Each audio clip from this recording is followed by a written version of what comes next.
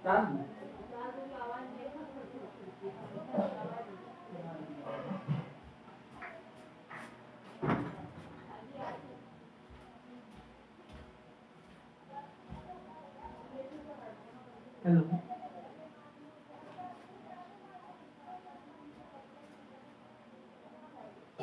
Good evening dear student.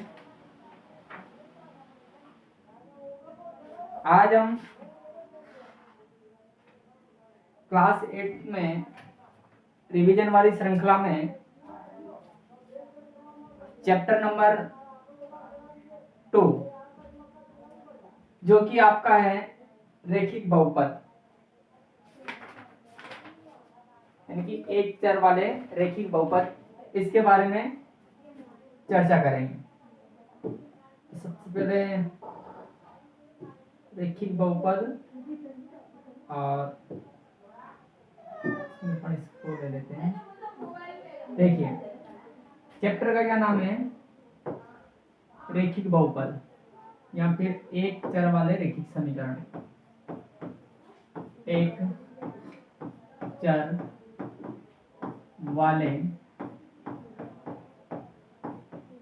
रेखिक समीकरण।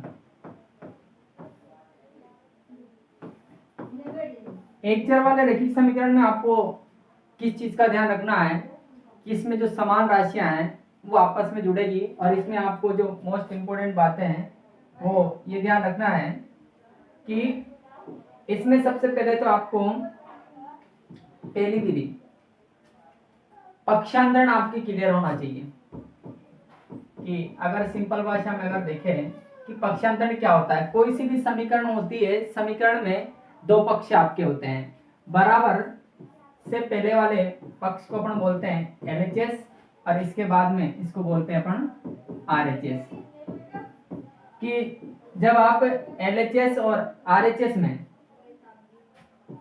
ये देखते हो तो इसमें LHS बराबर RHS जो होता है, यदि कोई संख्या इधर से प्लस की संख्या है, मान लो इधर कोई प्लस की संख्या है और वो बराबर को पार करके जाएगी तो वो किस में जाएगी, माइनस में। और कोई अगर माइनस की संख्या है वो बराबर को पार करेगी तो जाएगी वो प्लस में। और कोई संख्या यदि किसी संख्या के गुणा में है, मल्टीपल में है, तो जैसे ही वो बराबर को पार करेगी तो वो हमेशा इसके बटे में चली जाएगी। और कोई यदि इसके बटे वाली जो संख्या है वो बराबर को पार करने पर वो इस संख्या के मल्टीपल में जाएगी। तो आपको प्लस का माइनस, माइनस का प्लस, गुणा का भाग, भाग का गुणा करना है। मैं एक दो क्वेश्चंस आपको एक चर वाले रेखिक समीकरण के बता देता हूं। देखो एक चर वाले रेखिक समीकरण, बात करें अपन केवल सिंगल चर की, तो एग्जाम्पल में आपको सबसे पहले लिख दो एक चर वाले रेखिक समीकरण। यानी एक चर वाले समीकरण क्या होते हैं कि जैसे 2x प्लस के 3 इक्वल टू 0, कौन सा चर है, इसमें चर है आपके x। मैंने लिख दिया 3p plus 2 equal to p। देखो इसमें सिंगल चर कौन सा है, p। इसको अपन रेखिक समीकरण क्यों बोल रहे हैं, रेखिक समीकरण इसका बोलने का मतलब क्या है, रेखिक समीकरण का अर्थ होता है जिस चर की, यानी कि ऐसा समीकरण जिसमें अधिकतम घात 1 हो। इसलिए इसमें देखो घात कितनी लगी हुई है, 1, इस कारण से इसको रेखिक समीकरण बोला जाता है। जब रेखिक समीकरण को सोल्व करते हैं तो किस प्रकार से सोल्व किया जाता है, तो एक एग्जांपल ले लेते हैं अपन। एक एग्जांपल अपन ने लिया कि 3x प्लस के 5 इक्वल टू 2x माइनस के 7। ये कोई रेखिक समीकरण है। जब अपन इसको सोल्व करेंगे तो आप क्या करोगे, सबसे पहले आप जो भी चर हैं उन सभी चरों को एक पक्ष में लेके आओगे। 3x 2x आपके चर हैं, तो आप क्या करोगे, इस 3x इस 2x को इधर लेके आओगे। तभी कहा था मैंने कि प्लस की संख्या बराबर को पार करेगी तो माइनस में जाएगी। माइनस का 2x इक्वल टू माइनस का 7 यहाँ पहले से ही है और माइनस का 5 इधर जाएगा, तो 3x में से 2x जाएगा तो आपको कितना बचेगा, ये केवल x, और 7 और 5 कितने हो जाएंगे, 12। तो आपका x का मान कितना निकल के आएगा, माइनस के 12। ये पक्षांतरण का। थोड़ा सा यदि हम आगे चलें तो अगला एक क्वेश्चन लेते हैं कि जैसे इसी का प्रश्नावली आपकी 2.1 का एक प्रश्न ले लेते अपन कि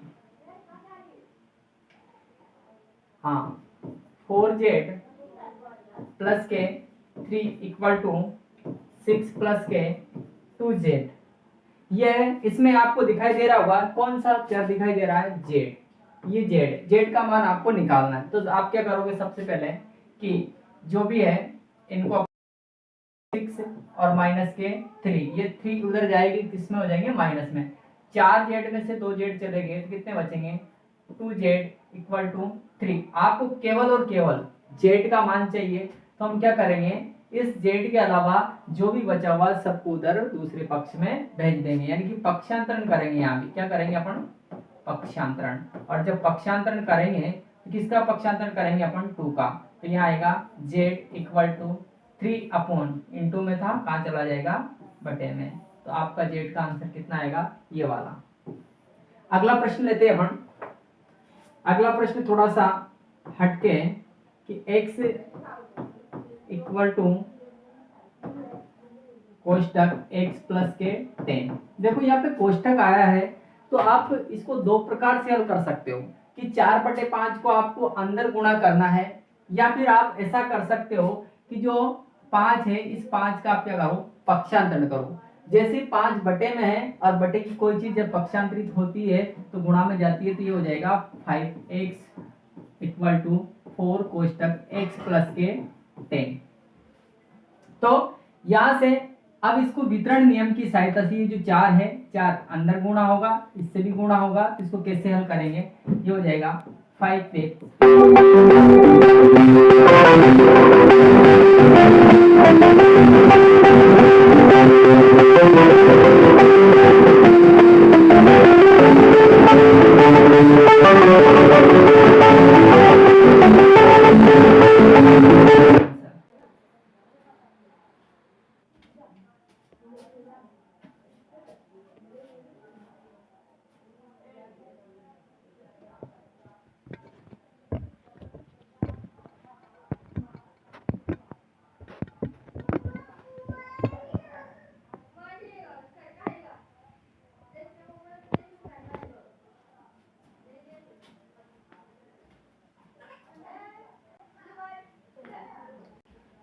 चलो अगला प्रश्न कि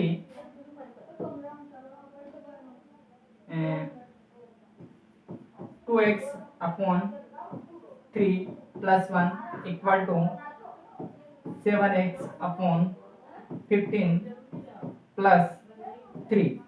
तो आपको क्या करना है कि जितने भी चर है इन सभी चरों को एक तरफ पक्षांतरित करना है। तो आप लेओगे 2x अपॉन 3, इसको इधर लेके आओगे माइनस का 7x अपॉन 15 इक्वल टू आपका 3 यहाँ बचा हुआ है, एक उधर जाएगा, माइनस में चला जाएगा। तो यहाँ से लेसे लेंगे तो 3 और 15 का एलसीएम आपका आएगा 15। 3 का इसमें 5 बार, 5 को 2 से गुणा करेंगे, कितना हो जाएगा, 10x माइनस 15 से 15 कटेगा, 7x इक्वल टू कितना हो जाएगा, ये 2 हो जाएगा। 10x में से 7x 10 में से 7x चला गया तो ये आएगा आपके 3x अपॉन 15 और इक्वल टू 2। देखिए यहाँ से आप क्या करो, मैं इसको इधर भेजूंगा तो 3x इक्वल टू 2 इंटू कितना हो जाएंगे, 15। और जब मैं x का ही मान निकालूंगा तो आपका x का जो आंसर है वो क्या होता है, क्वेश्चन में आपके जांच भी पूछ ली जाती है। तो इसकी जांच कैसे करते हैं, तो आइए जांच को देखते हैं अपन।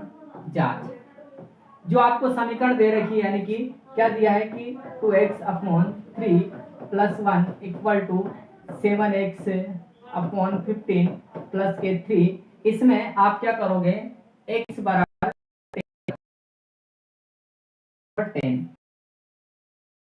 10 बटे में 3 प्लस का 1 इक्वल टू 7 इंटू 10 बटे में 15 प्लस के 3। कट रहा है तो काट लेना, नहीं कट रहा है तो कोई बात नहीं। 20 बटे +1 और ये देखो इसको अपन काट सकते हैं, काटेंगे 5 से कितनी बार, 5 से ये कटेगा 2 बार और ये कितनी बार कटेगा 3 बार, यानी 7 इंटू 2 कितने हो जाएंगे 14 और बटे में 3 और प्लस के 3। इधर भी एलसीएम ले लो आप, एलसीएम लेंगे 3 तो 20 प्लस के 3 इक्वल टू, इधर भी एलसीएम कितना आएगा 3 और ये आ जाएगा आपका 14 प्लस के 9 और 20 और 3 कितने हो जाएंगे 23 बटे 3 इक्वल टू 14 और 9 कितने हो जाएंगे आपके 23/3। तो आपका जो है ये आंसर निकल का आया LHS बराबर RHS, यानी कि आपने जो जांच की है बिल्कुल क्या है सही है।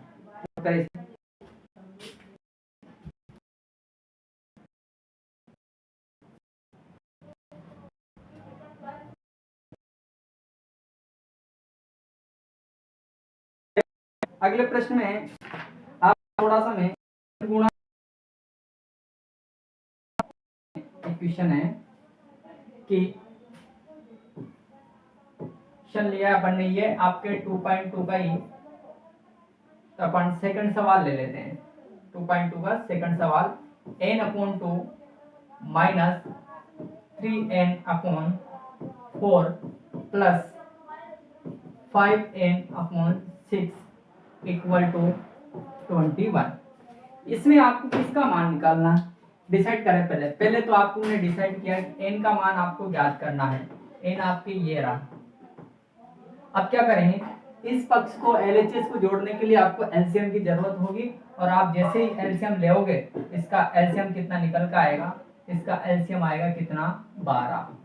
बहुत सारे बच्चों को एलसीएम लेने में दिक्कत आती है तो वो भी देख लिया आप शॉर्टकट से।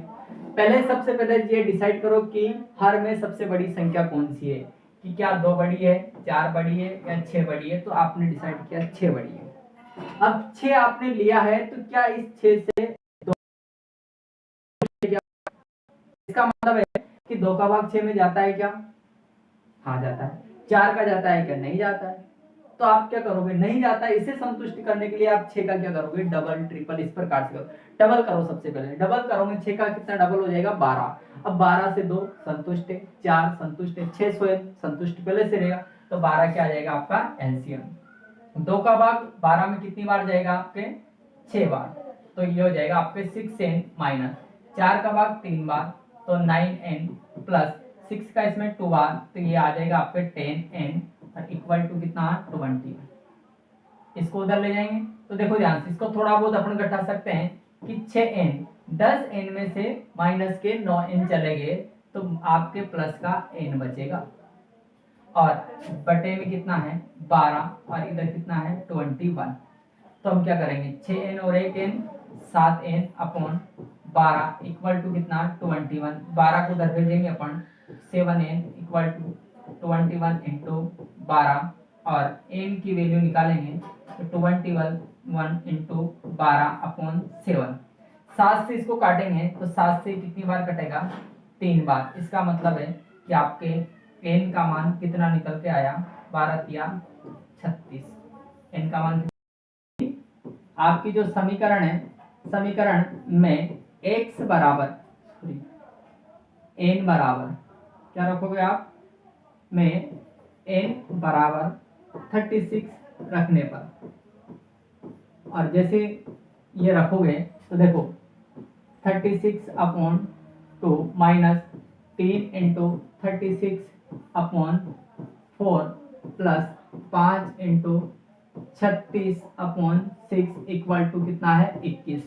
काट लेते हैं, काटने पर ये आपके निकल का आएगा 18 माइनस 4 से काटेंगे अपन, 4 से कितनी बार कटेगा 9 बार तो 9 तिया कितना हो जाएगा ये 27 और 6 से कितनी बार कटेगा ये 6 बार और 6 पंजे कितना हो जाएगा 30 इक्वल टू 21 चल रहा है आपके। तो देखो ध्यान से 18 और 30 में 27 चलेगा,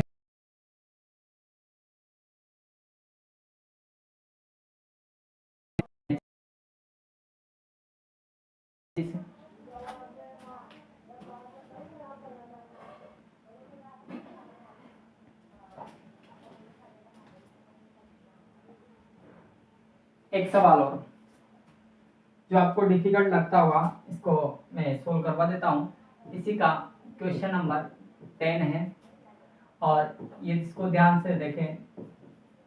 कोष्टक 4f माइनस के 3 इक्वल टू 0.05 और 10f माइनस के 9 कि ये दशमलव वाली संख्या है। इस दशमलव वाली संख्या को आप क्या करो, सबसे पहले या तो आप दशमलव हटा सकते हो, नहीं हटाओ तो आप अंदर भी मल्टीप्लाई कर सकते हो। तो मैं आपको सुझाव दूंगा कि आप सबसे पहले दशमलव को हटाइए। कैसे हटाओगे, इसका दशमलव हटेगा, इसका पॉइंट यहाँ से अपन हटाएंगे तो ये आ जाएगा 25/100 और आपका 4f माइनस के 3 ऐसा कैसे है। यहाँ भी इसका अपन हटाएंगे तो ये आ जाएगा 5/100 और ये 10f माइनस का 9। तो आप इससे अंदर मल्टीप्लाई कर सकते हैं। इसको अंदर मल्टीप्लाई अपन जैसे ही करेंगे तो ये आपके एक बार इससे गुणा होगा और एक बार इससे गुणा होगा, ये भी सेम इससे गुणा होगा और एक बार इससे गुणा होगा। तो देखो ये आ जाएगा आपका 25/100 इंटू 4a। ये इससे गुणा होगा तो प्लस इंटू माइनस करके किसका चिन्ह आएगा यहाँ पे, माइनस के। वही 25/100 इंटू 3 माइनस कर दिया था अपन, इक्वल टू सेम ऐसे ही कितना आ जाएगा यहाँ पे आपके, ये आ जाएगा 5/100 और इसके बाद में कोष्टक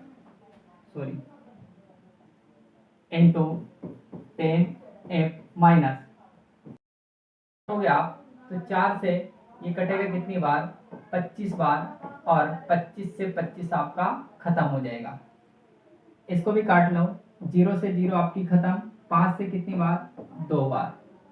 5 से आप इसको काट सकते हो, 5 से काटा तो 20 बार, यानी कि यहाँ पे कितना बचा, यहाँ पे फाइनली आपके बचा f और माइनस के 25 दिया 75/100 और इक्वल टू फिर कितना बचा f/2 और माइनस के 9/20 ये बचा। तो आप इस f को इधर लेके आ जाओ, f माइनस के f/2 इक्वल टू माइनस के 9/20 प्लस के 75 अपॉन, आप इधर भी ले से लोगे, 2 ले से आएगा तो ये आएगा 2 माइनस का f इक्वल 45 प्लस 75। इसको हल करेंगे तो देखिए 2f में से f गया तो f अपॉन आप कितना आएगा 2 इक्वल टू, यहाँ 5 में से 5 गए 0, 7 में से 4 गए 3 अपॉन कितने, ये आएगा। और आपको तो केवल इस f की वैल्यू चाहिए तो आप क्या करोगे, 2 का पक्ष अंदर करोगे तो f इक्वल टू 30/100 और इंटू में 2 कट जाएगा, 2 से कितनी बार, 5 बार। तो आपका जो फाइनल आंसर है f का वो निकल का आएगा f इक्वल टू 3/5। ये आपका आंसर। इस प्रकार से आपके प्रश्नावली 2 कंप्लीट हो जाती है।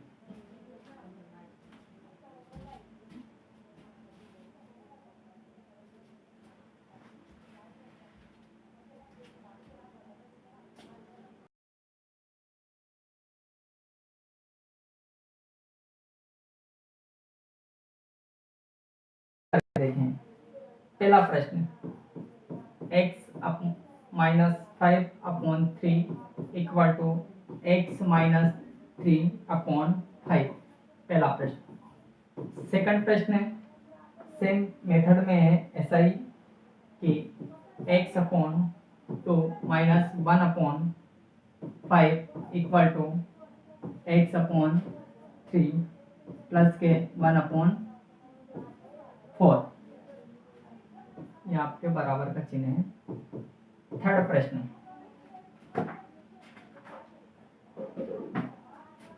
के 2x/3 प्लस 1, सॉरी ये तो अपन ने भी कर लिया।